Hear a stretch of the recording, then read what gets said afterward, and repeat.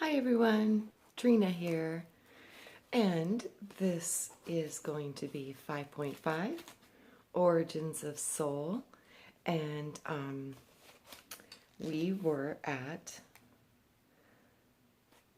let me see, the laws of the various dimensions. Okay, as already mentioned, there are two kinds of realms, the worlds of form and the worlds of the formless. The worlds of form include the physical and astral planes, as well as the four lower levels of the mental plane. This means that in all the worlds of form, we have bodies, houses, landscapes, cities, and objects that we can interact with. Although at the higher or the lower levels of vibration, with each plane going downward being more dense than the ones above it. For example, in our dreams, it is clear that we can manipulate reality far more easily than in the waking life. This is because the astral realm is more fluid than our own. Thus, as we move up the dimensional ladder, consciousness existing in beings that may look more like fluid. It is able to change its shape at will or even appear gaseous to us. In the formless realms, we have changing patterns of sacred geometry.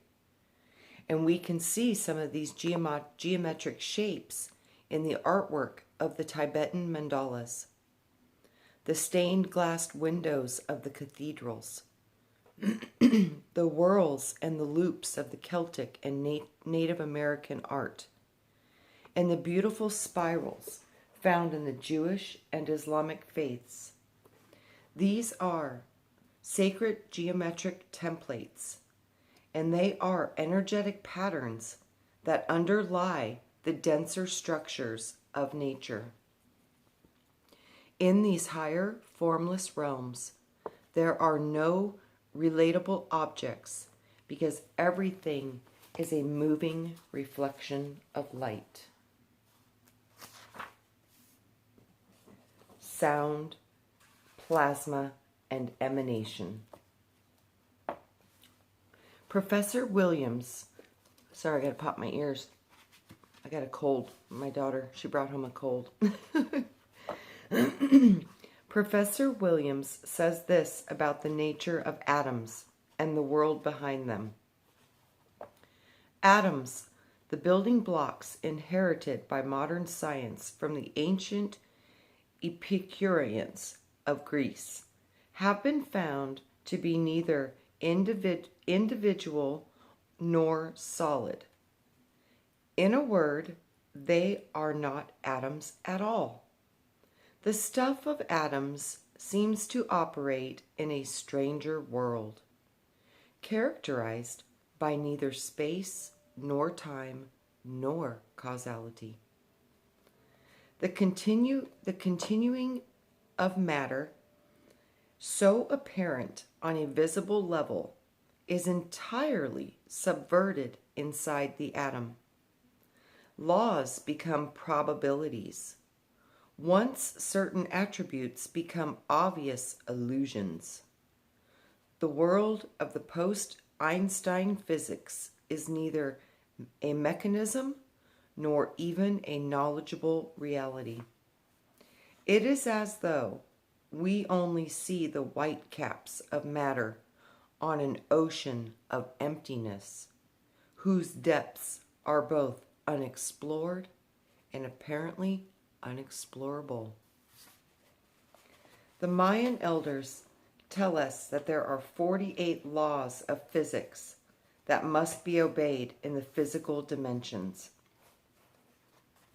while the astral dimension has only 24 such laws. So things that we would consider to be magical down here are business as usual up there. These abilities, like telepathy, flying, shape-shifting, and teleportation, which near-death experiencers often report, and that some ET contacts also report from their encounters with beings from other dimensions. This is also the reason why many people who return from the higher planes after having a near-death experience report seeing loved ones who appear more youthful in heaven. Sorry, excuse me. In the fourth dimension and above, one can alter one's appearance at will. In this dimension, telepathy is normal, and the ability to send holographic ideas allows us to receive vast downloads of information in a very short period of time. In the mental plane, there are only 12 of these laws that govern energy, making these abilities exponentially stronger. In the sixth dimension, there are only 6 laws of physics, while in the seventh dimension, there are only 3. Wow. These are the Arupa, or the formless levels governed by the angelic hosts of heaven.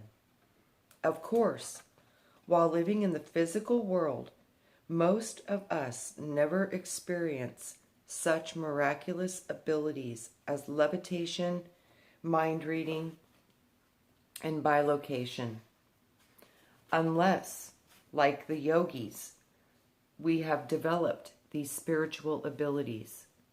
Yet these powers are known by the shamans and the monks and the saints and the other holy people. In Hinduism and Buddhism, the existence of such advanced people or powers is readily acknowledged. And the Buddha expected his more advanced disciples to be able to obtain these abilities. The Buddha had the gifts of telepathy, the ability to create doubles of himself. He could levitate. He could walk on water. He could bring people back from the dead and simultaneously shoot fire and water from his body. These abilities were also demonstrated by Jesus, who could heal blindness, control the elements, pass unseen in crowds, walk on water, and bring the dead back to life. Today we know that modern-day masters like Sai Baba also demonstrated the ability to teleport, to manifest objects, and convert one type of matter into another. I know people who have seen Sai Baba read minds, teleport, and appropriate objects from the higher realm into this world.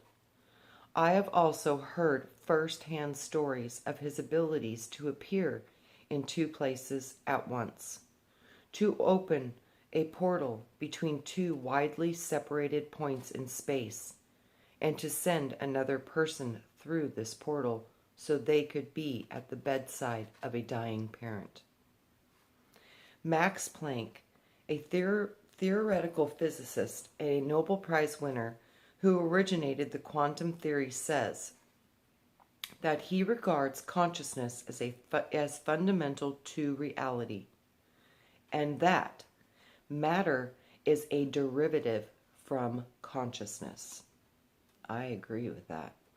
Increasingly, as discoveries in physics accelerate, we are confronted by the reality that our thoughts and emotions contribute to what manifests in our world, in terms of the circumstances that we would see around us.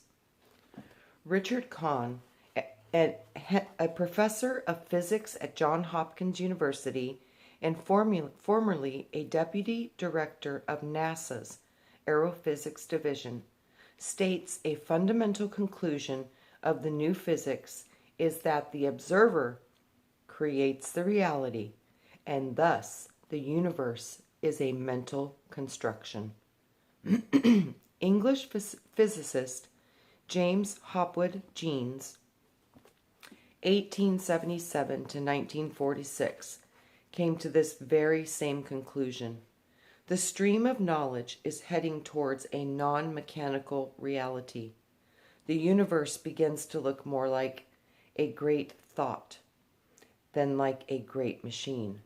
Mind no longer appears to be an accidental intruder into the realm of matter.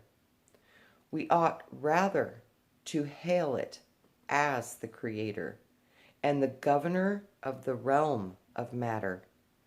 Get over it and accept the inarguable conclusion. The universe is immaterial, mental, and spiritual. Esoteric wisdom tells us that each plane and each subplane is separated by the others by vibrational frequency. This is why, from our respective plane, we are largely oblivious to the existence of other dimensions. To perceive them, we must raise our frequency to their level through our consciousness, or else they will remain invisible to us. Yet, together, these higher planes form the background of the entire universe. From these higher dimensions, it is easy to gaze down into the physical realm. If a being is willing to lower its vibration into a denser level, understandably, most souls that have attained these higher levels of oneness would never choose to lower their vibration.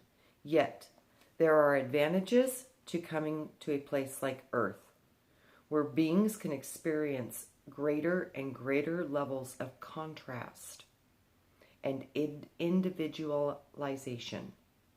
People who are clairvoyant, like myself, have learned how to raise their vibration to attune to these higher realms, and as a result, we can perceive the energetic currents moving in other planes. Yet, what a clairvoyant sees, or how accurate he or she is, depends in part on how high the person's vibrational antenna is attuned. That's true. Gnosis, the great outpouring. Christian theology explains the idea that the Creator pours its own energy to create the universe in terms of kenosis, which means the self-emptying of one's own will and becoming entirely receptive to God's will. In other words, all things are made from the substance of God, from the beauty of a sunset to a cocker spaniel. So God's consciousness exists. God's consciousness exists in everything and everyone at some level, all at the same time. Yet, as the energy is stepped down, there is a forgetting or a lessening of the consciousness.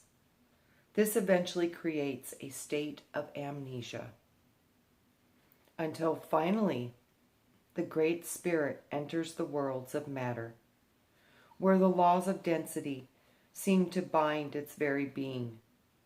This increasingly dense and decreasing vibration creates a sense of fragmentation, duality, and separation. However, this duality or separation is really just an illusion, since it is impossible for the divine to ever truly be separated from itself, even though from our limited human perception, and we feel the separation, and we feel it is very real. Sages tell us that even in the densest realms, everything we see is the play of spirit losing and finding itself again. What frees one or binds us in any given lifetime is of our own choice. It is up to us as to whether to align with our higher self, which means aligning with the power of love and forgiveness. When we negate our intrinsic angelic nature, we find ourselves caught up in the darker, involutionary wave of the desire realm. Then this drags us down further like an undertow until we forget our divine nature altogether. Something that happens to all of us from time to time while living in this realm. This is why having a spiritual community is so helpful. I must agree with that as well. Without you guys, holy moly, I would feel so alone in this world. So you guys are like a gift from heaven to me. So thank you from the bottom of my being, because without you, it wouldn't even be the same. You make my life make sense. So thank you for that. So, okay.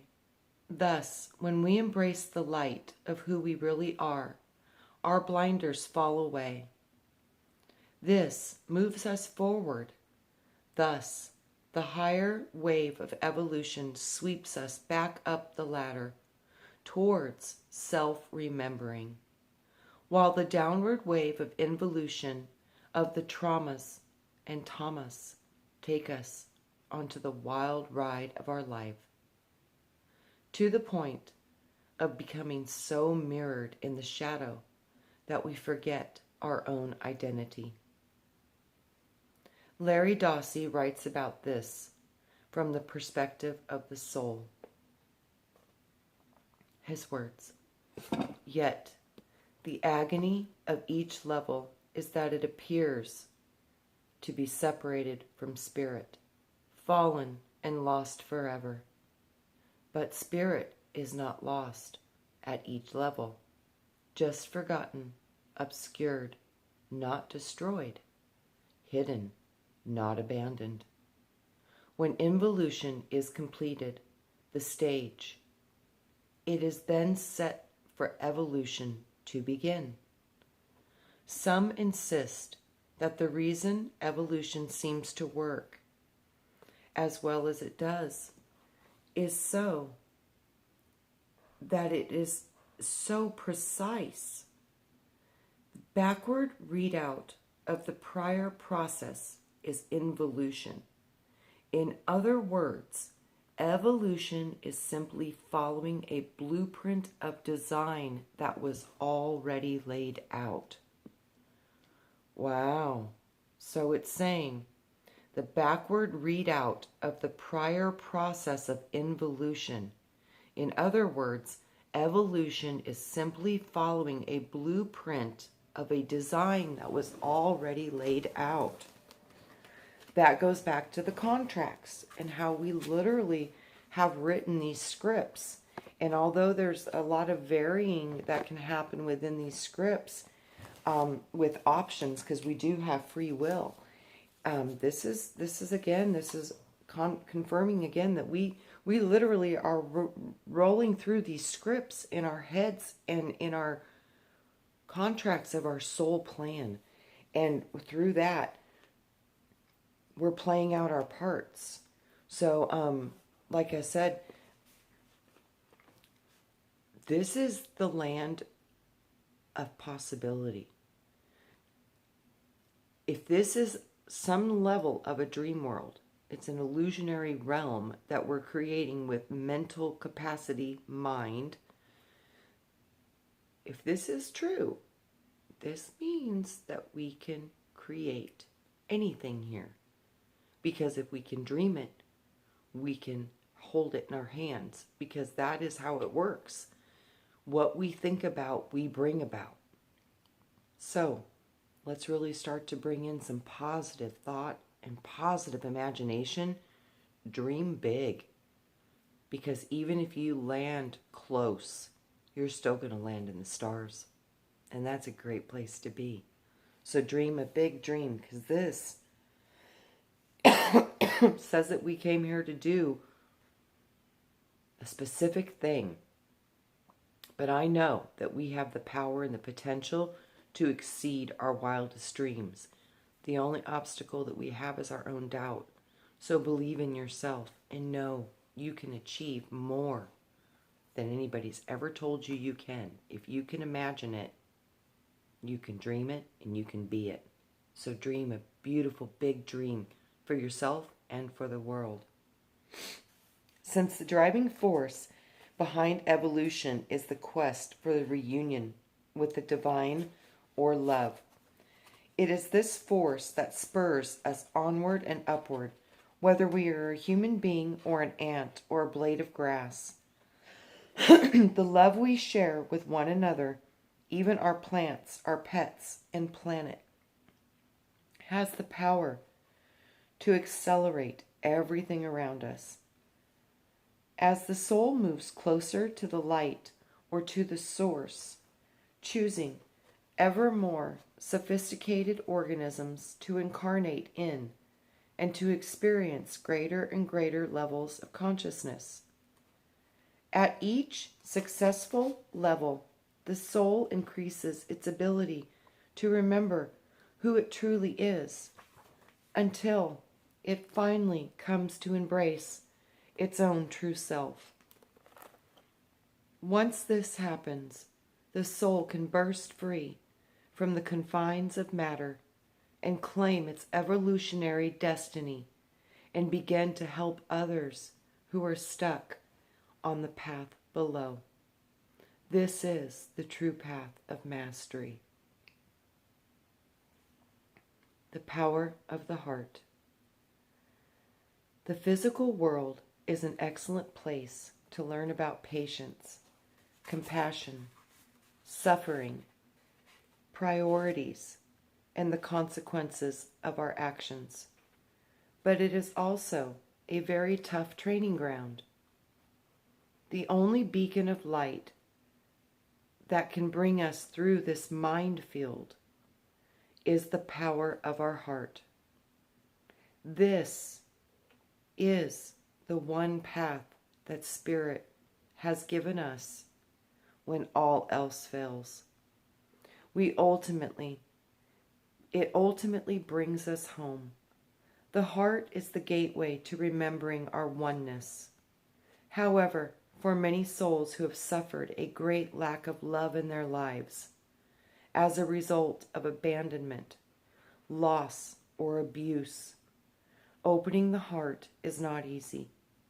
When the heart is closed to love, we become separated from our true self. This disconnection from the vibration of oneness then causes us to fall into hopelessness and despair, creating great misery.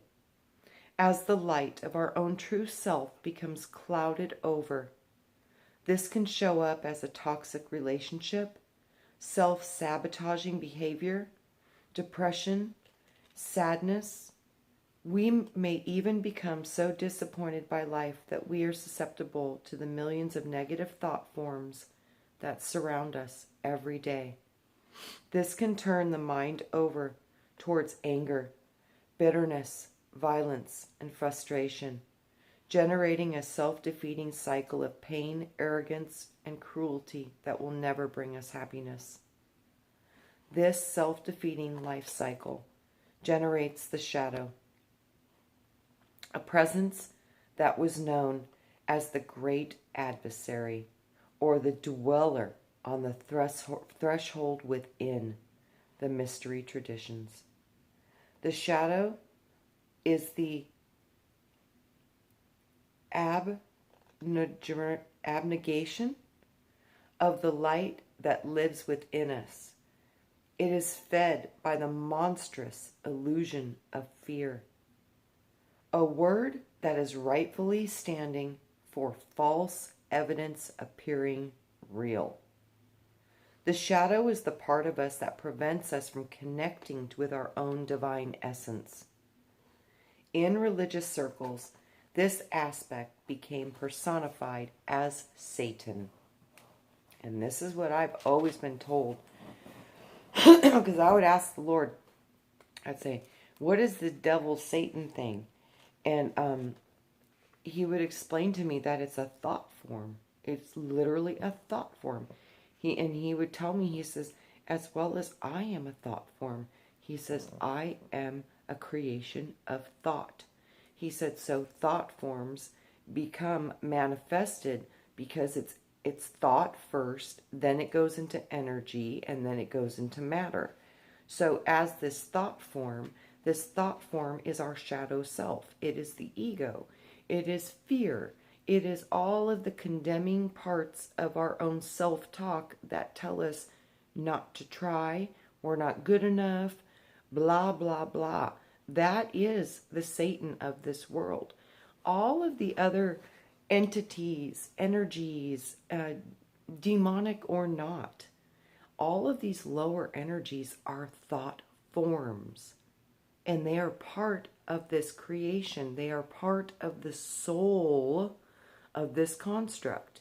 So with that, there is no fear in any of it because it's just a reflection of your shadow. And we are all holding many of the same treasures within our shadow as well as within our light. We also have our unique talents, experiences, and gifts. But the essence of it, when you break it down to its smallest point, which in essence is its greatest truth, it is identical because it is one with creation and one with love. And when you drop all the density, all the lower vibrations away, all the things that have brought you into the amnesia state that we are now sitting in, when you take all of that away and you get back to what's left, it will be one thing, and that is consciousness, and that consciousness is benevolent, and that consciousness is love. So that's what we are, beneath and above all of this stuff. That's what we truly will return to, and that's what we need to remember and return to.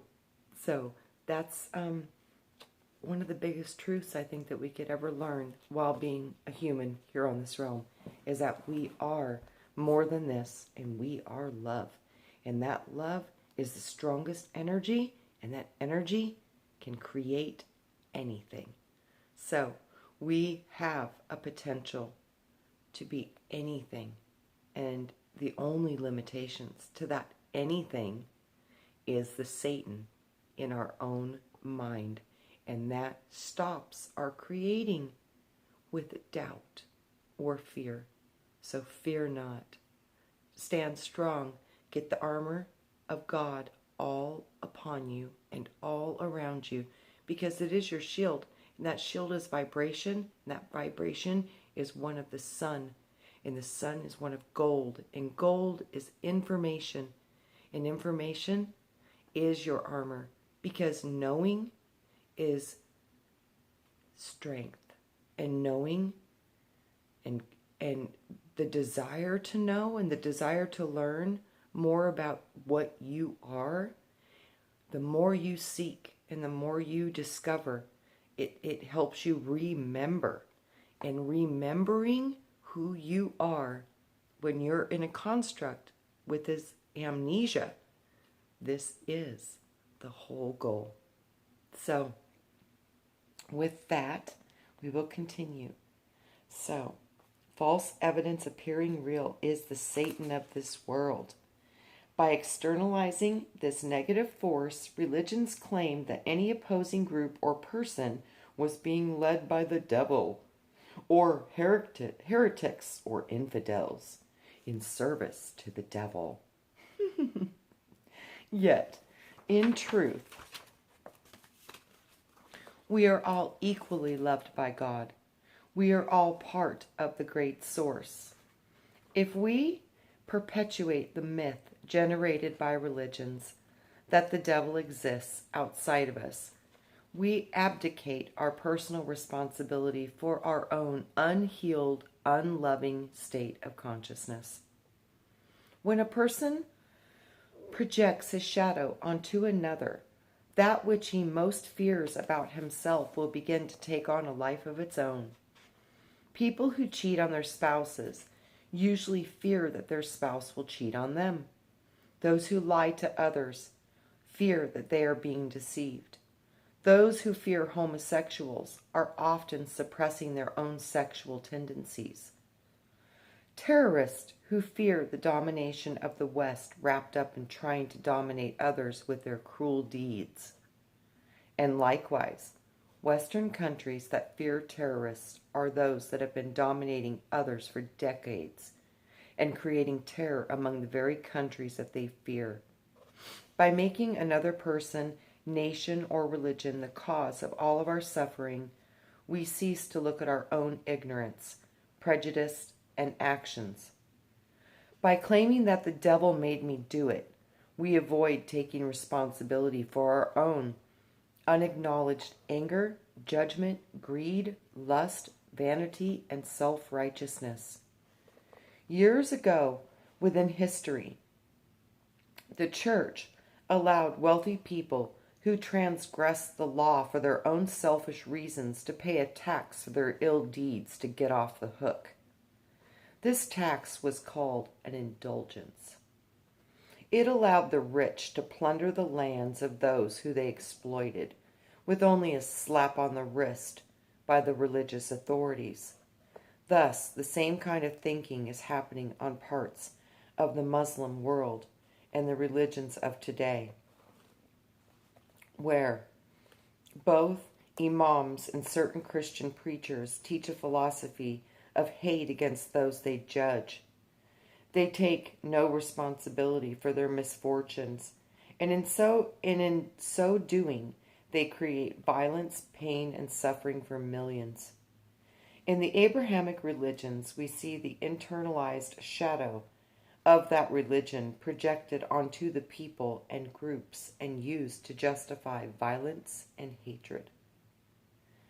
The unacknowledged little self that lies within each of us must ultimately be claimed and integrated into the higher self in order to defeat the shadow. The 3rd century Christian theologian Origen, one of the most well-known of the Church Fathers, promoted the externalization of the shadow, seeking to make it easy for the common man to understand this concept.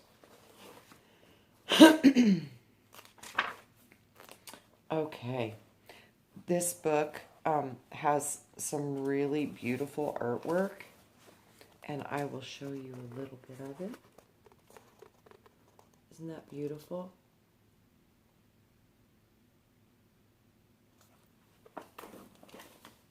And that is called, the name of this artwork is called Plate 1.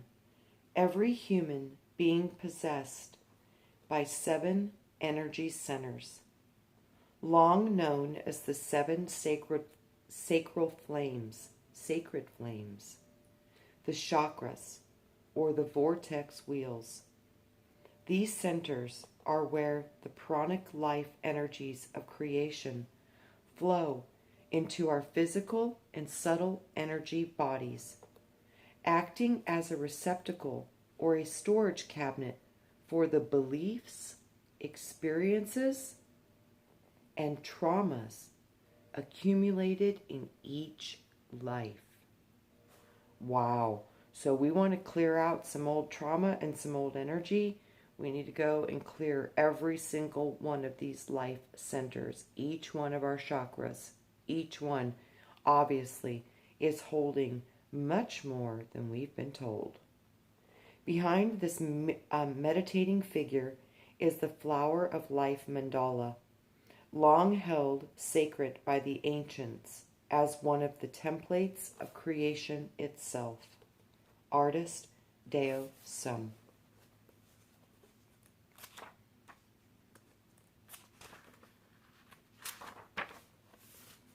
This next picture is a picture. It's called Plate 2. On the steps of the temple stands the priestess, overlit by her higher self. Even higher above her is her angelic oversoul, whose light is as great as a luminous sun. And this is what I have always been shown, that there are three in me, and that I am the Trinity. The tree of life is the three energy that makes up me. And I always saw it as this picture of three bodies of me. First, we have the flesh. Directly above the flesh, we see the identical, larger, identical angelic twin. And then above that is the angelic oversoul twin. This is the Son. This is what they speak of, that we are the sons of God. That is you. You are a son. And that is the Son. And we are three. Trinity. Body, mind, and spirit. And this next picture I will show you next time. And it is the plate of our 7 lights. Each of us, I'll show you now. Each of us is an angelic being.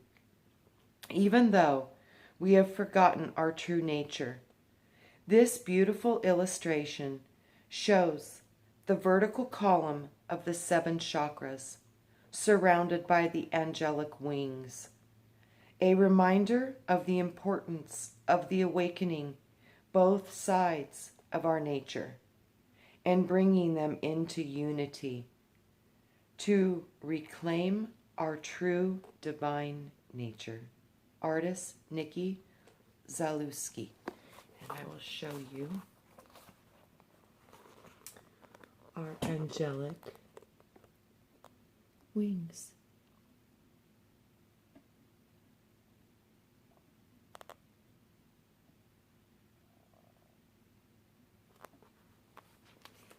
All right, guys, I will read more to you soon. We're already at about 37 minutes, so I got to get this one and shut it down. We'll see you on the next. Much love. Have a wonderful day. Namaste, and we'll see you soon. Bye-bye.